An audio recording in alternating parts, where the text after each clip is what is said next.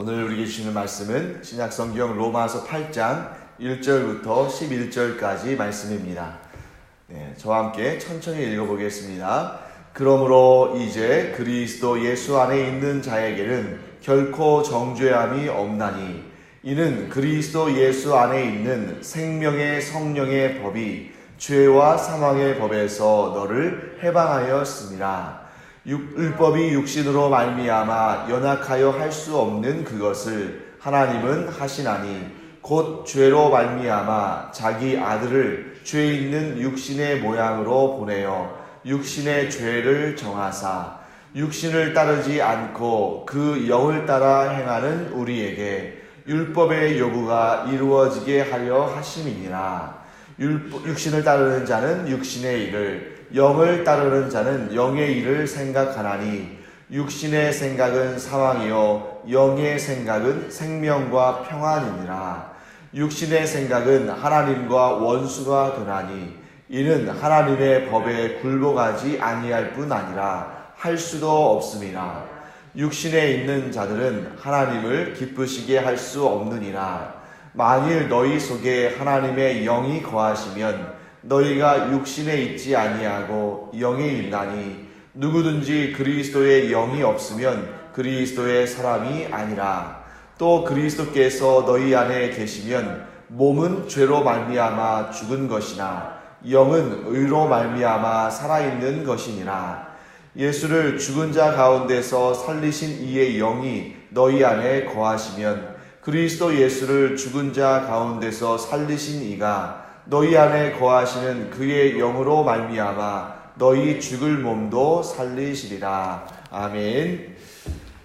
로마서를 이제 여러분들이 쭉 읽으시면 아시겠습니다만 이 로마서가 같은 하나의 주제를 가지고 계속 이렇게 반복적으로 조금씩 다른 표현들을 통해서 강조적으로 설명을 하고 있습니다.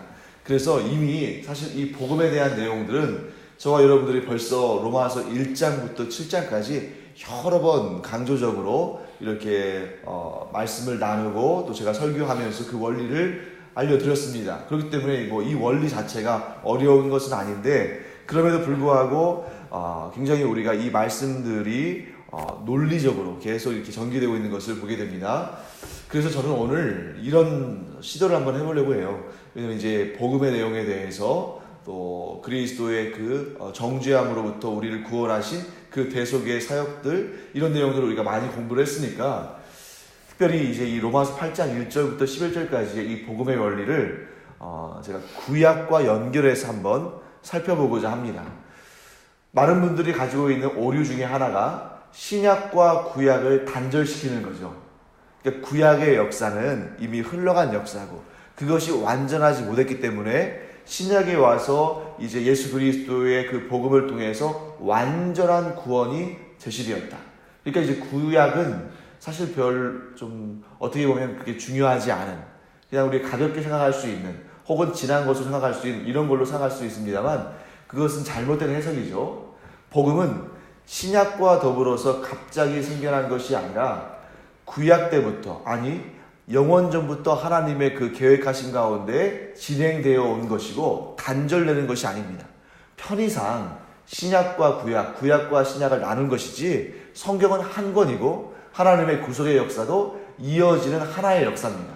그렇기 때문에 우리가 구약을 자세히 알면 알수록 하나님의 이 구속의 은총에 대해서 하나님의 이 구원의 역사에 대해서 더 풍성하고 더 자세히 아는 것이지 이것이 어떤 분들은 심지어 구약을 공부하고 구약을 아는 것이 신약의 복음을 아는데 오히려 방해가 되는 걸로 생각하는 분들이 간혹 있는데 그건 잘못된 것입니다. 그리고 신약 중심으로 신약은 최고고 신약이 본질이고 신약이 모든 전부 하나님의 그 구속 계획의 전부이고 구약은 무슨 장식품이나 이런 걸로 생각하는데 그거 잘못된 거예요. 그래서 제가 한번 하나씩 여러분과 함께 이 구약에 계시된 이 복음의 모습들에 대해서 좀 살펴보고자 합니다. 본문과 연결해서요.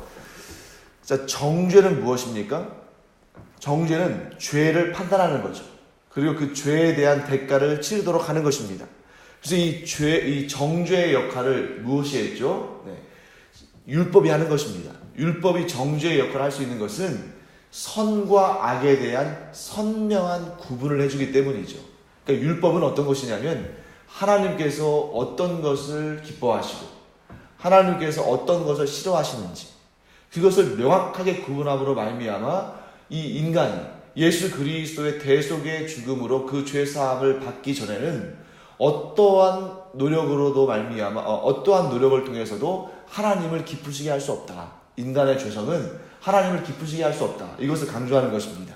그래서 이 율법의 역할은 죄를 드러나게 하는 것이다.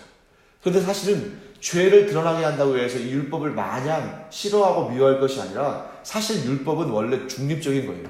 그래서 이 율법은 죄와 악이 무엇인지를 선명하게 나타내는 역할을 하는 것 뿐인데 인간의 죄성이 그 앞에 서다 보니까 그 죄악된 모습이 더 현격하게 드러나는 것입니다. 자, 그래서 우리가 이 율법은 구약에서 어떤 것으로 예표, 즉 여러분 예표라는 것은 뭐냐면 이제 장차 올 완전한 것들을 미리 이렇게 보여주는 것인데 그것을 예고편이라고 말하기는 어려워요. 왜냐하면 장차 오는 것에 대해서 미리 보여주는 것이긴 하지만 그 자체도 굉장히 중요한 것이기 때문에 그 자체의 의미도 굉장히 우리가 중요한 그러한 이미지를 가지고 있어야 됩니다. 그래서 이 율법에 대해서 미리 하나님께서 보여주신 것이 뭐냐면 이게 바로 선악과입니다. 자, 선악과는 선과 악을 구별하여 알 수 있는 그런 능력을 제공하죠. 그러면 이 선악과와 율법의 공통점은 뭐냐? 그것은 죄와 악을 선명하게 드러나긴 하지만 생명을 주지는 못합니다. 선악과를 먹고서 영생의 구원을 얻을 수 없는 것이거든요. 그래서 하나님께서 이 선악과만 두신 것이 아니라 영생의 생명을 얻게 하시는 또 다른 하나를 에덴 동산에 두셨죠. 그게 무엇입니까? 생명나무입니다. 생명나무의 과실을 먹어야 영원히 사는 것이고 선악과는 단지 선과 악을 구별하여 아는 것이죠. 그러면 하나님께서 이 선악과를 먹은 아담과 하와를 어떻게 하셨습니까? 에덴 동산 밖으로 쫓아내셨죠. 그때 그 쫓아내셨던 하나님의 그 근거는 무엇입니까? 선악을 알게 된 이 인간이 생명나무의 과실도 먹어서 영생할까 하노라 하나님께서 쫓아내셨잖아요. 왜 선악을 알게 한 자가 생명나무의 과실을 먹으면 안 된다고 생각하셨을까요? 생명나무의 과실은 영생을 주는 것입니다. 그런데 생명나무의 과실을 먹은 상태에서 영생을 하는데 그 영생을 하는 사람의 그 본질이 그의 상태가 온전히 선하다면 영생을 하는 것이 복입니다. 그런데 이 생명나무의 과실을 먹은 자가 선하지 아니하고 악하고 혹은 악과 선이 함께 존재하고 그래서 그 악을 그 죄를 자기가 컨트롤하지 못한다면 어떻게 보면 잠시 잠깐 사는 인생이라면 그 잠시 잠깐만 그 고통 가운데 있으면 되는데 선을 알면서 악을 행하는 자기 자신을 향한 그 괴리감 속에서 영생을 산다는 것은 고통 중에 고통입니다. 그렇기 때문에 하나님께서 아직 그렇게 죄의 문제를 해결하지 못한 상태에서 영생을 사는 것은 얼마나 끔찍한 고통인가를 아시기 때문에 그를 어떻게 하셨어요? 에덴 동산 밖으로 몰아내셨습니다. 생명나무의 과실을 먹지 못하도록. 그런데 이것이 마냥 하나님의 그런 어떤 아주 차디찬 냉정한 면을 우리에게 보여주는 것은 아닙니다. 왜냐하면 하나님은 이미 계획하고 계시거든요. 그래서 여러분 이 생명나무에 해당하는 것이 바로 우리 주 예수 그리스도의 그 영생의 복음 아니겠습니까? 그래서 하나님께서는 마냥 아담과 하와를 내치신 것이 아니라 하나님의 계획 가운데에는 진정한 생명나무로 오실 예수 그리스도와 그의 복음이 담겨 있는 거예요. 그래서 신약을 보시면 사도 바울의 서신서를 보시면 어떤 내용들이 등장하냐면 때가 참회라는 말이 나옵니다. 여러분 들어보셨죠? 때가 참회. 그러니까 하나님께서 어떤 것을 계획하시고 그 하나님의 시간표 상에서 그 때가 되매 때가 참에 어떻게 하셨습니까? 우리의 구원자 예수 그리스도를 이 땅에 보내신 것이죠. 그래서 우리 주 예수 그리스도를 구주로 영접한 자는 죄의 문제가 해결되기 때문에 그는 그제서야 뭐예요? 생명나무의 과실을 먹고 영생을 얻어도 문제가 없는 상태가 되는 것입니다. 그러니까 하나님께서 아담과 하와를 그들의 그 죄악을 무조건적으로 그냥 방치하신 것이 아니고 그 문제를 해결하여서 우리에게 영생의 복락이 진짜 영생의 복락이 되도록 우리에게 은혜를 베푸셨는데 그가 참 생명나무이신 누구예요? 예수님이시다. 이렇게 우리가 정리할 수 있겠습니다. 자, 또 한 가지 우리가 여기에 이런 내용이 등장하죠. 자, 우리는 여전히 죄인이지만 예수 그리스도 아래 거하면 죄가 없는 자로 여겨주신다는 것입니다. 그러면 여러분, 우리가 언제쯤 되면 우리 안에 있는 모든 죄가 사라지고 진짜 의인이 되겠습니까? 그것은 지금은 아니죠. 우리 주 예수 그리스도께서 이 땅에 다시 오실 때, 재림하실 때, 심판주로 오실 때에 이 사탄의 세력과 죄와 사망의 권세를 영원한 지옥불에 던져 넣으셔서 다시는 그들이 더 이상 우리를 미혹하지 못하게 될 때, 그때에는 우리 안에는 그 어떠한 죄도 그 어떠한 사망의 권세도 없는 것입니다. 왜? 죄와 사망의 권세가 이미 심판을 받게 된 것이니까. 하지만 여러분, 그 죄와 사망의 권세를 예수님께서 재림하셔서 영원한 지옥불에 던지시기 전까지는 우리는 어떤 존재예요? 여전히 죄를 짓고 사는 존재입니다. 이 사실을 부인하면 우리는 날마다 고통을 느낄 수밖에 없죠. 예수를 믿으면 죄의 소욕도 없어지고 죄를 짓지도 않고 할 거로 생각한다면 너무 그 당시에는, 예수를 믿는 당시에는 기쁘고 즐겁겠죠. 하지만 그 순간부터 고민과 고통의 연속입니다. 왜? 여전히 죄성을 지니고 있는 자신을 발견하기 때문이죠. 자, 그렇기 때문에 우리는 여전히 죄인입니다. 여전히 죄의 소욕이 있습니다. 그럼에도 불구하고 예수 그리스도 안에 있으면 죄가 없는 것으로 여겨주시는 거예요. 이게 바로 법정적인 선포입니다. 여전히 죄는 있지만 죄가 없는 것으로 여겨주시는 이러한 법적인 선포를 받은 거예요. 이와 같은 유사한 예표가 구약에 등장합니다. 그게 뭐냐면 도피성이에요. 여러분, 도피성이라는 말씀 들어보셨죠? 그러니까 부지불식간에 자기도 모르는 사이에 죄를 지은 자가, 그러니까 여러분과 제가 사실은 부지불식간에 죄를 떠하는 거잖아요. 내가 어떤 죄를 지어서가 아니라 아담의 범죄함으로 말미암아 그 아담의 대표성으로 인해서 우리가 죄성을 갖게 된 거잖아요. 원죄를. 이런 것처럼 이렇게 자기의 의지가 아닌데 어떻게 보면 죄를 지은 그런 경우에, 그러니까 의지적으로 죄를 지은 사람들은 도피성 앞에서 심사를 받습니다. 이 도피성에 장로들이 있거든요. 주로 레위인들인데 이 사람들에게 심사를 받아서 이 사람이 고의로 사람을 죽였다. 그러면 도피성 안에 들어갈 수 없어요. 그런데 이 사람이 의도하지 않은 그런 살일죄를 저질렀다든지 이렇게 했을 때 그를 심사해서 그가 충분히 그럴 만한 사유가 있다고 여겨지면 도피성에 들어갑니다. 도피성에 들어가면 이 사람이 도피성에 들어갔다고 해서 이 사람은 유죄입니까? 무죄입니까? 이 사람이 어쨌든 도피성에 들어가긴 했지만 죄를 지은 사람이잖아요. 이 사람은 여전히 죄인이에요. 하지만 도피성 안에 들어가 있으면 징벌을 받지 않습니다. 그러니까 이 사람에 의해서 죽은 사람의 유가족들이 찾아와서 이 사람 내놔라. 우리가 응징해야겠다. 우리가 이 사람을 법정에 세워야겠다. 라고 말해도 이 사람을 도피성 밖으로 이렇게 내보냅니까? 안 내보냅니까? 안 내보내는 거예요. 그러니까 여전히 죄와 사망의 권세는 우리를 향해서 이렇게 말하죠. 죄인이다. 유죄한 자다. 그러니 나한테 넘겨달라. 라고 말하지만 우리가 예수 그리스도 안에 있으면 정죄를 받지를 않는다는 거예요.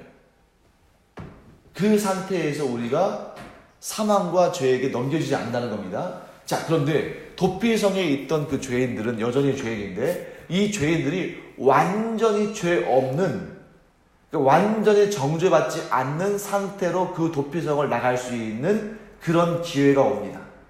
딱 한 번 와요. 그게 언제일까요?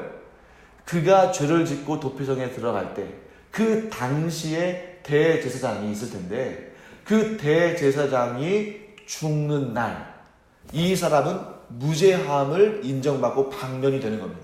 참 특이한 법이죠. 그러니까 이 예수 그리스도께서 이 땅에 오시기도 전에 이미 구약시대 때 이것은 언제냐면 하나님께서 모세를 통해서 도피성의 규례를 주신 것입니다.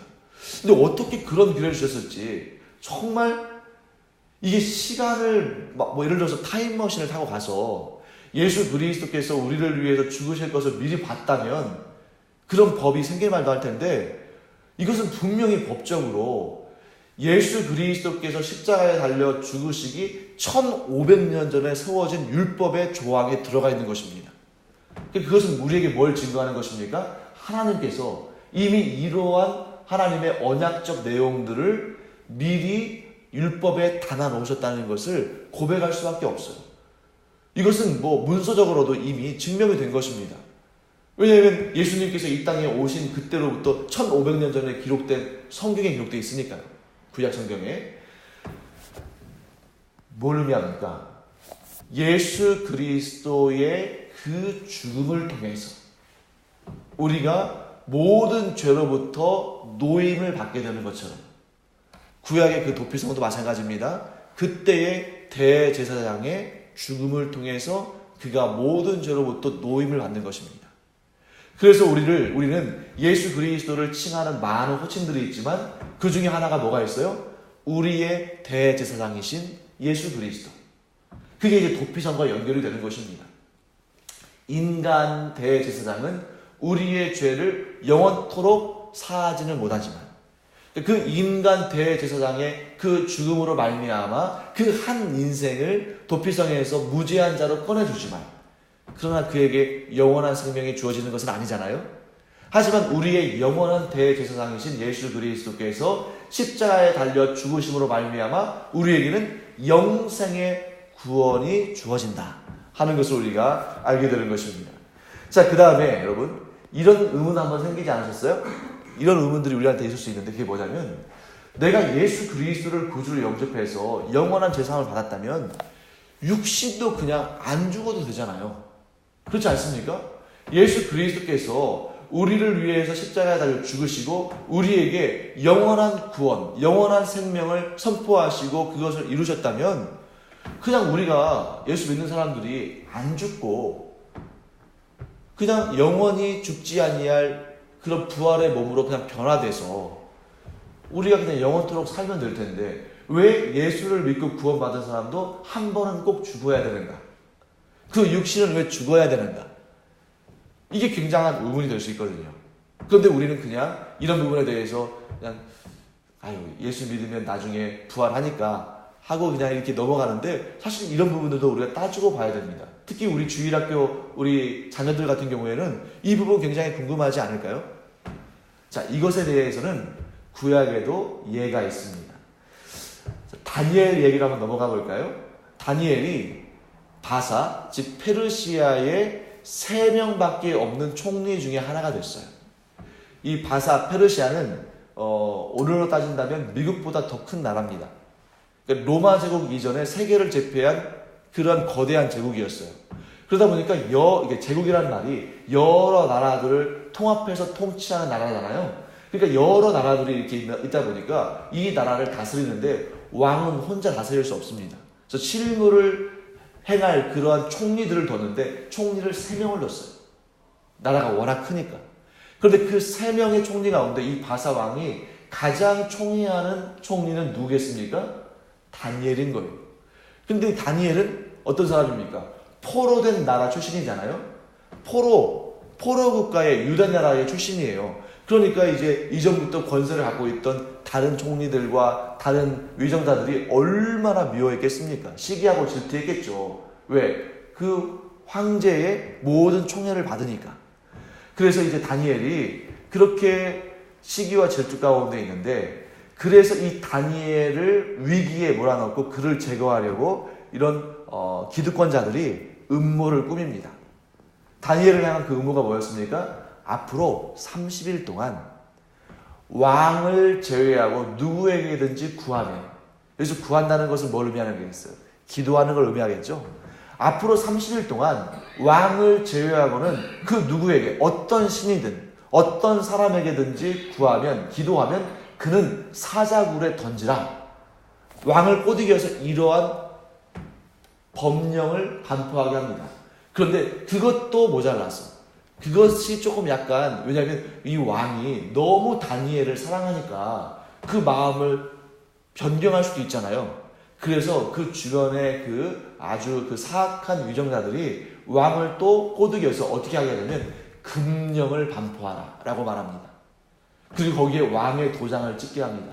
금령이라는 것은 뭐냐면 어떤 법칙을 세우고 이 법칙을 누구도 거스를 수 없다라고 확증하는 거예요. 그래서 여러분, 이 금령이라는 것은 굉장한 파워가 있어서 왕이 그 법을 제정한 그 도장을 찍은 왕도 그 법을 고치지 못합니다. 그래서 실제로 여러분, 우리나라 조선시대랄지 이런 실록들을 보면 왕이 자기의 입으로 자기의 도장을 찍어서 반포한 법을 왕 스스로도 고치지 못하고 왕도 그 법에 종속되는 것들을 많이 봐요. 그만큼 왕의 법령은 굉장히 중요한 것이고 왕의 도장이라는 것은 굉장한 의미를 갖는 것입니다. 그래서 나중에 어떻게 됩니까? 다니엘은 왕이 그 금령의 도장을 찍었음을 알았음에도 불구하고 평소에 늘 하던 대로 하루에 3번씩 예루살렘 쪽을 향해서 난 창문을 열고 기도를 해요. 그 모습을 본 그런 대적자들이 어떻게 합니까? 그를 고발해서 결국 다니엘이 사자굴에 던져지죠. 그때 이 왕이 얼마나 다니엘을 총애했든지 그 사자굴 앞에 와가지고 다니엘아 네가 괜찮느냐 하고 이렇게 그의 생사 여부를 묻는 모습이 다니엘서에 나오지 않습니까? 자기가 법을 정하는 사람임에도 불구하고 자기가 금령의 도장을 찍었기 때문에 그 법을 그냥 없다고 할 수 없는 겁니다. 하나님도 마찬가지입니다. 하나님께서 이런 법을 정하셨어요. 그 법이 무엇입니까? 죄의 삭은 사망이다. 하나님께서 반포하신 법입니다. 하나님의 권위가 무한하시고 하나님의 권위가 최고의 권위이기 때문에 하나님께서 스스로 정하신 법을 하나님께서 마땅한 거기에 대한 대가 없이, 거기에 대한 마땅한 조치 없이 이 법을 없는 것을 해버리면 하나님의 모든 권위가 무너져 내리는 것이고 사탄은 그것을 가지고 하나님을 어떻게 할 거예요? 참수한다는 거죠. 그렇기 때문에 하나님은, 그 거룩하시고 영원하신 하나님은 당신이 내리신 법을 없이 하시거나 그것을 지키지 않는 분이 아니셔요. 그러면 여러분, 이런 금령이 내렸을 때 그러면 이 금령의 제한을 어떻게 풀 수 있을까? 그것은 바로 그 금령을 넘어서는 다른 법을 세우는 수밖에 없어요. 이게 왕의 법입니다. 그러니까 그 어떤 금령을 자기가 세워놓고서 그 금령을 자기 스스로 이것을 없다 하고 이것을 그냥 무시하고 이것을 그냥 팽개치고 하면 이 왕의 권위는 무너지는 것이기 때문에 이 금령을 넘어서는 새로운 법을 정하는 거죠. 그러니까 하나님께서 죄의 삭은 사망이라는 그런 엄중한, 그 누구도 범할 수 없는, 심지어 하나님도 그 법을 없다 할 수 없는 그런 법을 세우셨어요. 그러면 이 법은 우리에게 적용될 수밖에 없습니다. 다니엘이 사자굴에, 아무리 다니엘이 왕의 총애를 받았어도 사자굴에 던져질 수밖에 없었듯이. 그러니까 여러분과 제가 죄의 삭은 사망이기 때문에 우리는 반드시 죽을 수밖에 없어요. 그러나 그 법으로는 어떻게 하셨습니까? 우리의 몸은 죄의 삭으로 죽음을 경험합니다. 하지만 이 금령을 넘어서는 더욱 위대하고 더욱 완전한 이 금령의 한계를 넘어서는 법이 우리에게 주어졌는데 이게 무엇입니까? 생명의 성령의 법, 성령의 생명의 법, 예수 그리스도를 믿음으로 말미암아 영생의 구원을 얻는 법이 우리에게 주어진 거예요. 그래서 여러분, 하나님의 법 뭐예요? 그러니까 이것이 율법을 넘어서는 법이라고 생각하면 너무 범위를 좁히는 것이고요. 물론 그것도 포함이 되겠습니다만 보다 진정한 의미는 죄의 삭은 사망이라는 하나님의 법을 넘어서는 새로운 법을 주셨는데 그 법은 곧 예수 그리스도를 믿는 자마다 그가 성령의 사람이 되서 하나님의 생명의 성령의 법이 그와 함께 있어서 그에게 영생의 구원이 주어진다.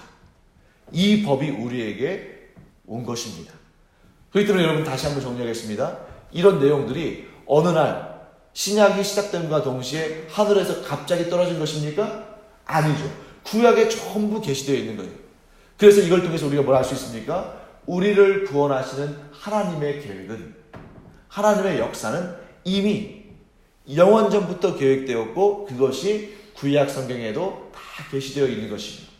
그러므로 말미암아 우리가 구약을 자세히 풍성히 알면 알수록 이 신약에 나타난 하나님의 새로운 법에 대해서 더 풍성하게, 더 은혜롭게 알 수 있다 하는 부분을 우리가 보게 됩니다. 그래서 이제는 더 이상 우리가 최초의 정죄의 법에 얽매인 존재가 아니라 그 정죄의 법을 에워싼, 그 정죄의 법도 이루지만 그 정죄의 법을 넘어서는 생명의 법 가운데 우리가 존재하게 되었다 하는 것을 믿고 여러분과 제가 그 은혜를 베푸신 하나님께 날마다 감사하며 기쁨으로 화답하는 여러분과 제가 되기를 축원합니다.